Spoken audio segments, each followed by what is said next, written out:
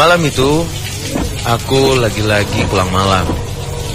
Sudah 2 hari terakhir, aku terpaksa pulang tengah malam. Memang, aku yang salah sih, maklum.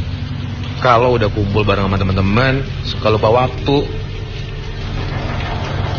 Tuh, udah kebayang nih wajah ibuku yang pasti bakalan marah banget.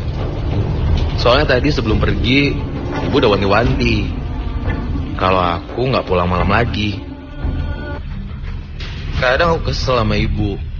Soalnya walaupun aku ngekos, tapi ibu tetap memantau jam pulangku. Ditambah lagi berita-berita seputar gangster yang sedang ramai dibicarakan. Dan ini membuat ibu semakin khawatir. Aduh, udah jam 2:30. Bukan alasan yang bakal ibu terima kalau aku pulang pagi ke kosan cuma gara-gara nongkrong.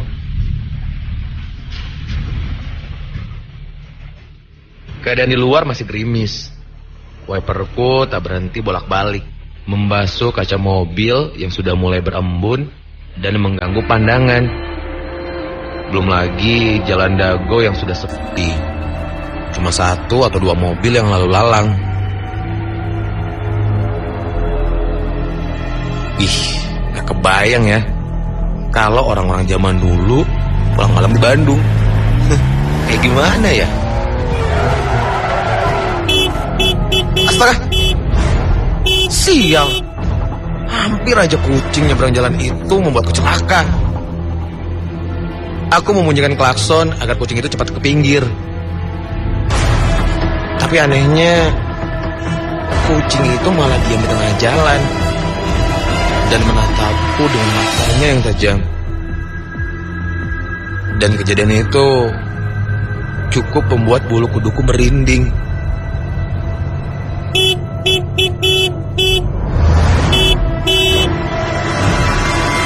Akhirnya si kucing berlalu dan menghilang di lapangan sebuah sekolah SMA yang lapangannya cukup gelap dan luas. Dan aku kembali menjalankan mobil dengan perlahan. Kunyalakan sebatang rokok mal kesukaanku. Untungnya udara kota Bandung yang dingin cukup membuatku agak sedikit tenang. Untuk menghilangkan sedikit ketegangan, aku mencari CD. Sebuah CD yang sering kuputar di mobil.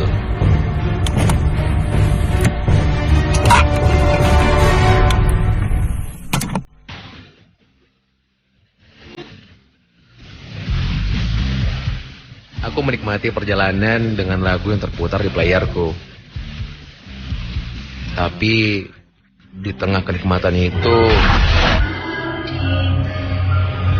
loh, kok CD-nya kayak gini sih? Kok ada suara perempuannya? Aku mencoba membesarkan suara musikku itu.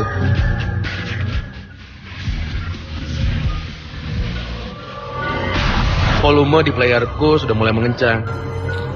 Tapi aku perhatikan sekali lagi.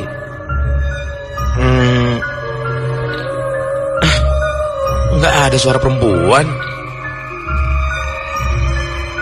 Lalu aku kembali mengecilkan suara musiknya. Tapi suara itu muncul lagi.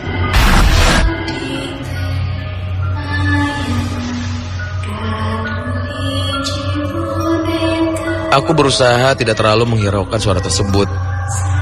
Lampu sen kunyalakan, tanda berbelok ke kiri, ke arah jalan yang mitosnya di daerah situ ada rumah yang gak boleh ditutup pintu garasinya. Di belokan tersebut terdapat sebuah toko kelontong 24 jam. Yang anehnya, toko itu udah tutup. Katanya 24 jam. Tapi jam segini udah tutup.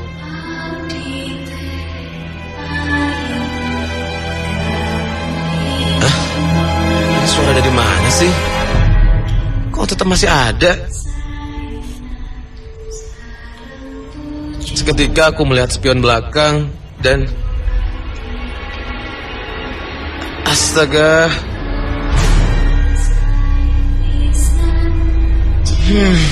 Ini handphone siapa ini? Ini pasti Grace nih. Ketinggalan handphonenya lagi. Grace selalu ceroboh.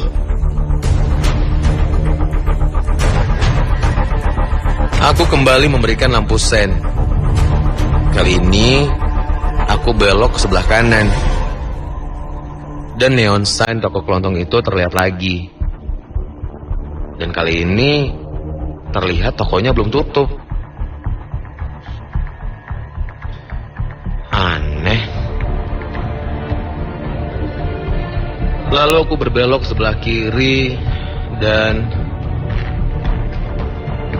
tiba-tiba suara itu muncul lagi.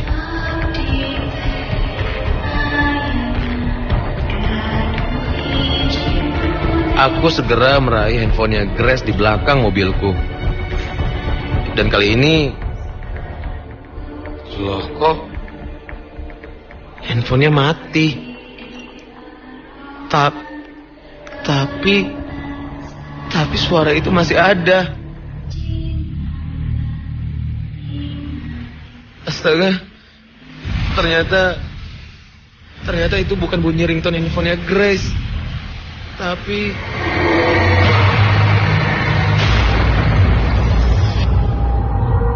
itu berasal dari seorang perempuan yang sekarang sudah duduk di sebelahku. Perempuan itu bernyanyi-nyanyi sambil menguncang rambutnya. Wajahnya tidak terlihat. Dan posisi perempuan itu menghadap ke jendela. Dia membelakangiku.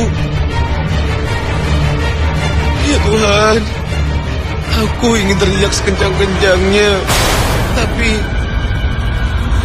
kenapa suaraku hilang? Seperti ada yang menyangkut di tenggorokanku. Ya Tuhan, makhluk apa ini? Dan kemudian aku mulai hilang konsentrasi. Mobilku oleng dan aku hampir menabrak trotoar jalan. Aku panik, sangat panik. Dan langsung saja aku menghentikan mobilku dan menutup mataku.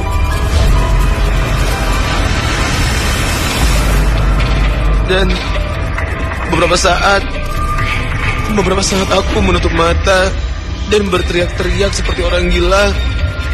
Aku mencoba untuk membuka kembali mataku dan perempuan itu sudah menghilang.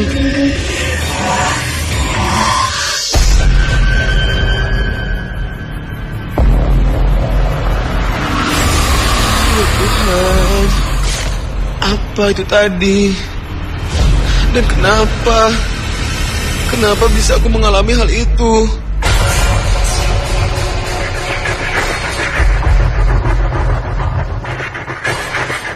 Kemudian aku berdoa dan kembali melanjutkan perjalanan ke kosanku.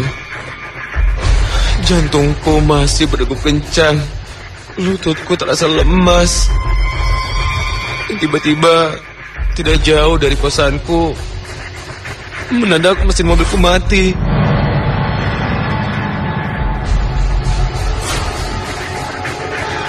Astaga, ada apa lagi ini?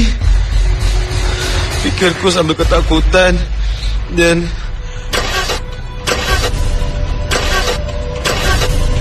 aku mencoba berulang-ulang menstarter mobilku, tapi hasilnya nihil. Mobilku tetap tidak bisa menyala. Sempat aku turun dan mengecek langsung mesin mobilku. Aku mengutak-ngatik beberapa bagian mesin layaknya seorang montir, tapi astaga, sekali lagi hasilnya sama aja. Mobilku tidak bisa menyala. Dan ketika aku sedang berdiri terdiam di depan mobilku, tiba-tiba saja aku melihat sosok perempuan itu lagi. Dan aku melihatnya di kursi depan mobilku. Seorang perempuan itu duduk terdiam dengan seluruh rambutnya menutupi wajahnya. Satu tangannya memegang boneka dan satu tangannya lagi menunjuk ke arah depan. Ya Tuhan, apa ini? Tanpa pikir panjang, aku langsung berlari secepatnya ke arah kosanku.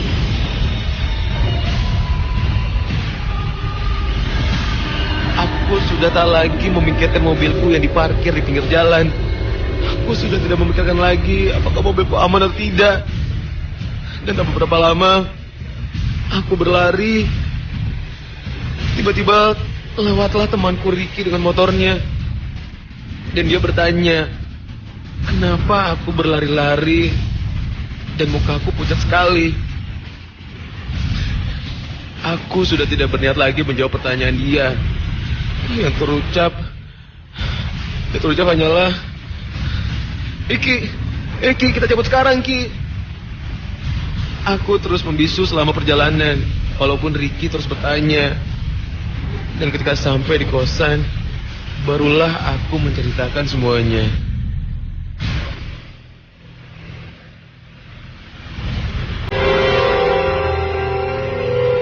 Setelah selesai bercerita di depan kosan,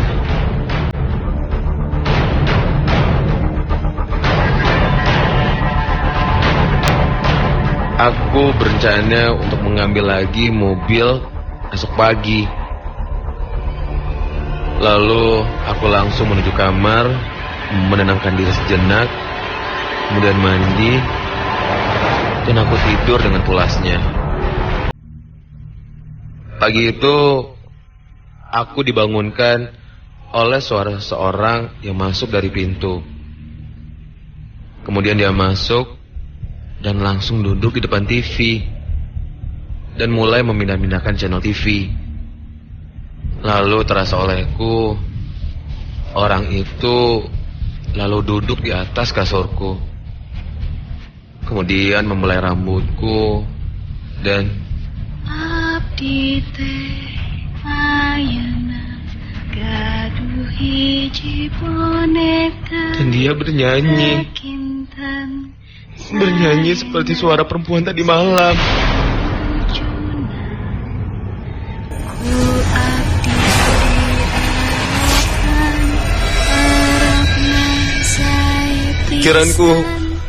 Pikiranku langsung berkelana kejadian tadi malam. Aku langsung menutup mata dan berdoa. Dan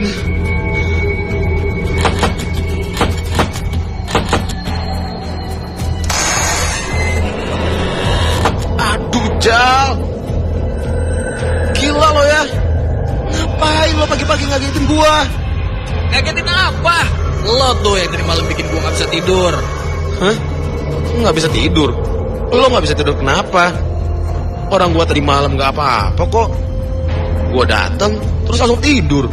Lah, tadi malam gila ada cewek nyanyi-nyanyi apalah hiji boneka gitu. Nah itu dari kamar lo. Gua tanya mau ngomong, nyuruh lo kecilin TV. Kebiasaan banget kan lo. Tidur, TV nyala. Hah? Sumpah, Jal, tadi malam tuh gue lemes banget, Jal. Boro-boro nyalain TV. Lah, terus siapa yang nyanyi tadi malam di kamar lo?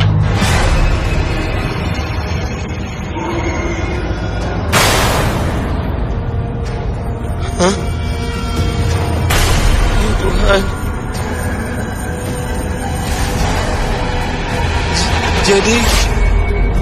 Jadi tadi malam